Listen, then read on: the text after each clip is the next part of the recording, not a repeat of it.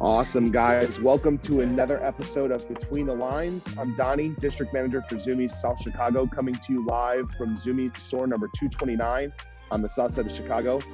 Excited to have another awesome opportunity to connect with some professional athletes that find another outlet for their creativity, whether that be, whether that be artistically, whether that be with some additional kind of feedback. However it may be, that's what the Between the Lines stream is about. So with that said, today we have artist and author and creative writer, Michael Sieben. Michael, thank you so much for joining the stream here. Oh, absolutely. Thanks for having me on. Yeah, really excited to chat for a little bit and kind of hear about what you've got going on. So let's talk about the credentials as we get into it. So successful artist and illustrator, creative additions to Bueno skateboards, the program skateboards, most recently the relaunch of Roger skateboards, which is huge, managing editor for Thrasher, a columnist for Juxtapost magazine. The list goes on and on. Michael, thank you so much again for joining us. Really excited about it. Absolutely. So are you currently joining us from Austin, Texas? That's where you're originally from, is that correct? Yeah, I grew up just an hour south of here in a small town in Texas and moved to Austin in the late 90s to go to the University of Texas here and never left. Luckily, around the time I was graduating, the internet, have you guys heard of the internet? It's Nice. The internet came into being, so I was able to work from Texas and showcase my work elsewhere and start kind of picking up clients, mostly in California. And Yeah, I had planned on moving to LA or possibly San Francisco, but I was able to stay here just through having a website and just communicating with people via email. So I never left. I'm still here. That's great. That's great. So, speaking of Austin, speaking of your roots kind of staying there for as long as it has, talk to me about how your background has influenced your art and your writing, whether it be coming up in Austin or some of those things. Where do you really gain a lot of your influence from within your artwork and your writing? I mean, almost all of it comes from skateboarding, honestly. So I started skateboarding when I was about 12. That was in the late 80s, and just immediately fell in love with like not only just the act of doing it, but the graphic culture associated with it. I was already interested in artwork since I was a little kid, and as soon as I walked into a skate shop, was just floored by. It felt like going into an art gallery, just seeing the deck wall, seeing all the art. And then started buying magazines and learning about the culture, and from Thrasher to Big Brother, like started really reading about skateboarding, and was just always drawn to like the humorists within skateboarding. Guys like Michael Burnett, who just write really funny articles, and a lot of the old Big Brother stuff. And yeah, so whenever I sit down to draw or write something, it's almost always coming from skateboarding in some facet. And I think skateboarders have like, a lot of the ones I hang out with have just like a really satirical kind of snarky attitude about the rest of the culture in general, or even skateboarding itself. So I've always kind of drawn inspiration from that and just try to like work satire into my fine art and my writing. When you got into the skate culture and kind of understanding the skate lifestyle, were you already an artist at that time, or would you say you were inspired by skate to become an artist? No, I was very much into art ever since I was a little kid, and was mimicking and copying children's book illustrators. So Dr. Seuss, Maurice Sendak, just books that I grew up looking at. I was trying to copy that type of artwork. And yeah, when I was about 12, I discovered skateboarding. And then guys like VCJ, who was doing all the Powell stuff, and Jim Phillips, and Pusshead, who was doing Zorlak stuff. That stuff was like just really powerful, you know. And then getting into music and seeing album covers that, you know, Pusshead was doing album covers also, but definitely the art was already in my brain, and then it just sort of exploded, I would say, or I got really inspired whenever I found skateboarding and was like really drawn to the aesthetics of it. Sure. As in terms of the connection to the art and the connection to the writing that you've done, do you have a preference? Like, do you lean either direction? Like, are you more motivated to sit down and design a new deck graphic, or are you more motivated to sit down and write an article about something you're super passionate about? Honestly, it's both. I think I get bored really easily with anything I'm doing, and I really like just jumping between projects. So a lot of the art too, a lot of the stuff I do for Thrasher, the article itself will need an illustration. I don't really do photography or at all, other than shooting photos with my iPhone. But starting off, I would write an article, and then it needs something to go with it. So I would supply an illustration. So a lot of my work in Thrasher started off as a combination of the two. So kind of best of both worlds. But just as far as a preference, I've always liked writing also. So I don't. I think if I get tired of drawing, it's cool to switch gears and sit down and write. You know, write some stuff. Do you find one more challenging than the other? Do you feel that one really forces you to dig deeper within terms of either those influences or that creativity more so than the other, whether it be writing or illustrating?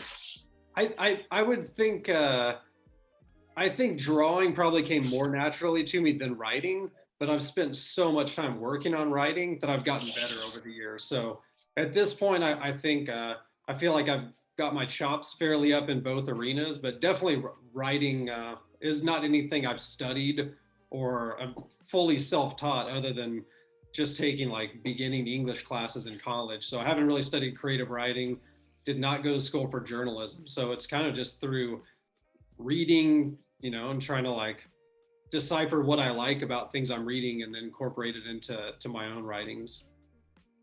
Very cool. That's awesome. I dig that approach. That's really cool. Speaking of Thrasher, you brought it up as we were talking a minute ago. Currently the managing editor for Thrasher.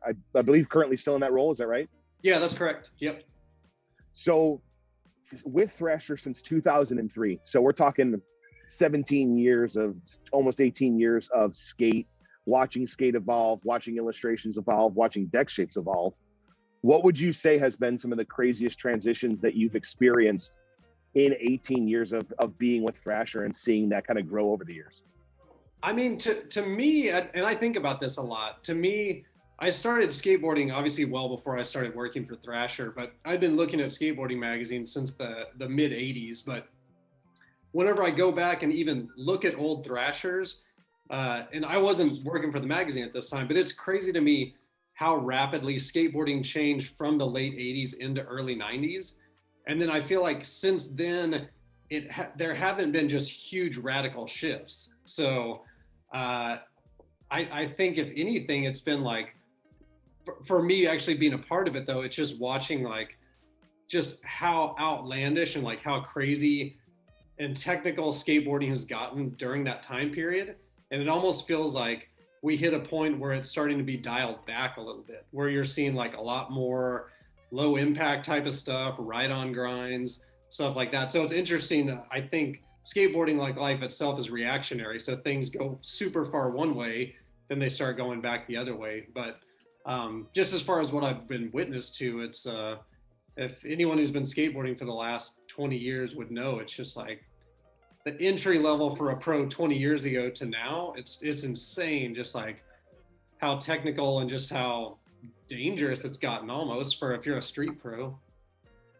Yeah, absolutely. I mean, you can talk about the evolution of not only the equipment, but the evolution of the skate style as well. How would you say that you've grown as an artist and as a writer from the start of Thrasher until now? Do you see yourself taking a different approach? Whereas maybe in the past it was, the skate lifestyle may have been a little bit more aggressive, whereas now it's become so much more artistic. Do you think that you've taken a different approach or kind of evolved with the sport? Yeah, I think more than anything, I think it probably also has to do with my age. So when I started writing, when I started writing for Thrasher, I was in my 20s, or I guess, yeah, late in my 20s. But like a younger person, I was very, very opinionated at the time. So a lot of my writings were like highly critical. Just I don't know. I felt like I knew better than anybody what skateboarding should be, or these arbitrary rules that I thought you had to follow. And as I've gotten older, I've just naturally grown more to embrace all of skateboarding. So whether I like it or think it's cool or dislike it, I just appreciate that someone is into it. So I think if anything, I've gotten softer as I've gotten older, where now I don't feel the need to be so scathing about skateboarding. Like I just think I go into the skate shop, even the boards I don't like. Yeah, I for find sure. I think that's kind of appreciate it.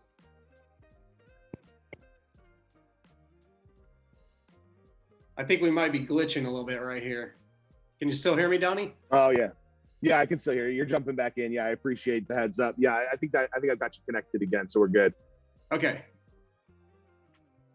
Cool. So yeah, I think that approach, I think as anybody kind of grows up in skateboarding, they kind of see that evolution. So I'm excited to hear that somebody of your stature experienced the same thing. So why don't you do this? Why don't you give me a day in the life? What does your start of your day look like? Do you try and get out and skate every day? Give me a day in the life of Michael Sieben. Yeah, day in the life. I've got two kids who are elementary school, so I get up at 6 o'clock in the morning, get the coffee going, get them off to school. And then from then until about 3, it's kind of jumping around to different stuff. So some of it's working on illustration stuff. The main focus in my life is Thrasher. So I'm always making sure that all of my job duties there are taken care of. I also run a little skate brand. You mentioned Roger Skate Co. that's based out of Austin. So I try to find time to work on some graphics for that and touch base with the team guys, see if everyone's doing good. And yeah, I not that I wrap the day up at 3, but I usually pick my kids up at 3, make sure they're good, and then kind of jump back into it and work until about dinner time. I skate regularly. A lot of times I'll skate on early Fridays, meet up with some friends, and then try to skate over the weekend and try to try to keep the body moving. Nice. Very cool. So the pandemic. Say it again. Yeah, right. So the pandemic has kind of affected everybody a little bit differently, right? Some people found themselves thrown into being more creative. Some people kind of battled some demons of being stuck inside.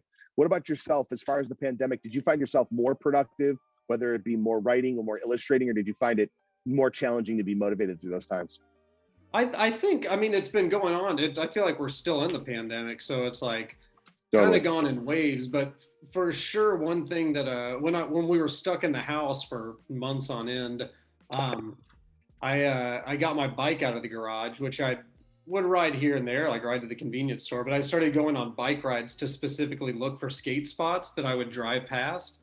So I got in great shape during the pandemic. I started just riding for miles just to go check out something off the side of the road that I'd seen that I wouldn't have typically pulled over in my car to walk through a field to look at or whatever. So I started seeking out just a bunch of cool, like little concrete ditch spots all around South Austin where I live. So yeah, and just in general, I'm typically a homebody anyway with the work that I do. I've got an office I work out of by myself or at my house. So my day-to-day work life is pretty solitary anyway. So I feel like I was, I got a lot of work done, got in shape, and found a bunch of new skate spots. So all in all, not too bad. Did you find any inspiration from the pandemic, like outside of the skating and things like that? Like, was there anything going on that inspired you artistically or from your writing perspective as we tackled this weird world?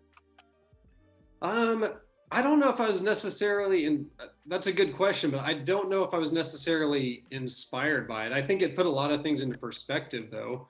I think we were going I mean, there was so much, just thinking back on it, it was such a crazy time, like politically, there was a lot of social unrest. We had the election, we had crazy stuff going on with the Capitol. I mean, it was just a whole whirlwind where it really, for me personally, just put perhaps like my individual problems into perspective. So I think if anything, maybe just made me more appreciative and thankful. And I don't think there was any radical shift as far as like artwork, but it definitely, just put things into perspective, made me more of a thankful person, I believe. Nice. That's awesome, man. It's great to hear that you can see the silver lining in something that's been really challenging. So, last question before we jump into some questions from the audience. Have you been able to check anything from your Juxtapose article off your pandemic checklist? Did we get the weird science Slurpees over the railing at the mall yet, or anything along those lines yet? I had to push that into 2022. I feel like still afraid to venture out and get in trouble right now. Yeah, for sure. But that was a fun article to read for sure, of all the things that you're planning on prioritizing post-pandemic. And I totally agree with you that the 80s hits are better than what Disney Plus has to offer for sure. Oh yeah, I can appreciate all of it, but totally. For sure. It's hard to beat some of those 80s kids movies. Yeah, absolutely. We're going to jump to the chat here. We've got a couple questions that have come through for you. We'll ask the questions, and if you could just get us some answers, that would be awesome. So the first one is from Billy's Blonde. And he asks, who are your skateboarding idols? Oh, my skateboarding idols. So I grew up skating. My formative years were like late 80s into the early 90s. Mark Gonzalez, I was definitely drawn to like the more artistic kind of weirdos. So early on, Mark Gonzalez, Lance Mountain, John Lucero. I love those guys. Like moving into the 90s, just as far as street skaters, always a big Rick Howard fan. Love the first Stereo video. Mike Daher's part in that was amazing. And I think back to those early years of skateboarding, but it's I still keep up with skateboarding today. So there's just no shortage of phenomenal skateboarding going on right now. But those are the early guys for me. Yeah, for sure. Awesome. Next question we've got coming across is, do you have any projects that you're currently working on? Oh, I'm always juggling a couple things. So currently, I should probably get out my checklist. I'm working on just a bunch of new art projects. So new print designs, t-shirt designs, working on some new paintings in the garage right now, working on skate graphics, stickers. Yeah, and just trying to skate more too. That's the ongoing project. Yeah, very cool. This next one's going to be a two-parter. One from an audience member, and it's kind of motivated me for a next question. So SP Jones 96 question is, what's your favorite Rogers graphic? Your favorite Roger graphic? Oh, yeah, okay. I think I would have to go with Ghost with a Boner. I think it's a very Perfect. I think with the brand itself, when it started, I had been doing this brand called Bueno that was it was very much based on like my fine art. So it was characters that I was drawing. When we started Roger, I was trying to think of just the dumbest puns and just the dumbest visual jokes that I could think of that I thought would be funny on the bottom of a skateboard. And Ghost with a Boner was one of the very early ones, which I've since seen it numerous iterations of it. At the time I looked it up, I would like to think I invented it, or I just did not stumble across the references. But it just kind of hits on like that 12-year-old, like kind of just stupid humor that I'm drawn to. Awesome. And my question kind of piggybacking on that one. What's that? My question kind of piggybacking on that one is, do you remember your first illustration becoming a skate deck graphic? And I what do, one yeah. was it? I had this is very much like 12-year-old boy humor also. I had a friend of mine was, his name's CJ Covarrubias. He was working at Powell at the time. And we came up with these really dumb stickers. At the time in California, you had to wear full pads if you're at any of the public skate parks. And we came up with this joke about full pads full time. We thought people should always be wearing pads, no matter what activity they were doing. And I drew a picture of a guy pooping on a toilet wearing full pads. And it says full pads full time. And it's a Powell skate graphic from early 2000s, I think. And it's really dumb, but that's the first board graphic I had printed. What a great one to be able to hang the hat on, is the first graphic is full pads full time while pooping on the toilet. Stuck on that. Great job. Yes. I have not grown much as an artist in the last 20 years. Perfect. We love it though. Okay, so next question. This one's from Billy's Blonde as well. What can we expect to see new at Zoomies from you? Oh, I mean, hopefully new board graphics. We're always making new Roger stuff. And I would really love in 2022 to focus on more soft goods. So hopefully you'll see more t-shirts on the t-shirt racks there. I'd really love to expand our soft goods. I don't know, maybe some roomy Roger corduroy pants. Who knows? Some nice. Awesome. Hats. So hopefully more apparel in the future. Very cool. I would love it. Yeah. Broen 23 wants to know, is there plans for a Roger Thrasher collaboration? No, if Thrasher was into it, I'd love it. That's okay, my employer, so fingers crossed for that one. I try not to bug them for too much other than my paycheck. All right, and we've got one more coming from. And is there any other additional collaborations that you have planned? I'm working on. I think it's okay to talk about this, but for I think 2023, I'm working. Don Brown and I've been talking about doing a Little America package. So I think that would be 2023. So the shoe game works pretty far out. Yeah, fantastic. That's really cool to hear. So keep our eyes peeled in the future for a possible Roger America collab. Is that what you're saying? Yeah, I think it might just be like a Michael Sieben America collab, but those two things are pretty interchangeable though. But I think it'll be my art on them. So awesome. If you had to give any kind of advice to aspiring artists, aspiring illustrators, aspiring writers, what kind of information, what kind of guidance would you provide outside of all pads all the time? Anything else that you would encourage them to do? Yeah, I mean, it's fairly cliche, but I got my start by, there was nobody paying me, nobody was looking at my work, and I started making tons of zines and sending them everywhere so that people could have a physical thing to hold on to look at my artwork. But I don't know if you necessarily need to make a zine in this day and age with social media and how easy it is to disseminate information. But I think that the main thing is just not waiting around for someone to offer you an opportunity, but just trying to like make your own stuff. So if you want to make a skate video with your friends. If you want to design t-shirt graphics, make t-shirt graphics with your friends. If I think a lot of this stuff is just, it's there waiting for you to do it. So you don't need to wait on someone to give you permission or wait for a brand to knock on your door. You can start making your own stuff and stick with it long enough, then maybe those brands you want to work with will come knocking. Very cool. Yeah, I think there's space out there for everyone as long as they take advantage of the opportunity, for sure. Absolutely. Michael, it's been so awesome. It's been so awesome to connect with you. Thank you so much for the information. Thank you for the time. We're going to go ahead and let you get back to some more drawing or whatever it is you're focused on for today.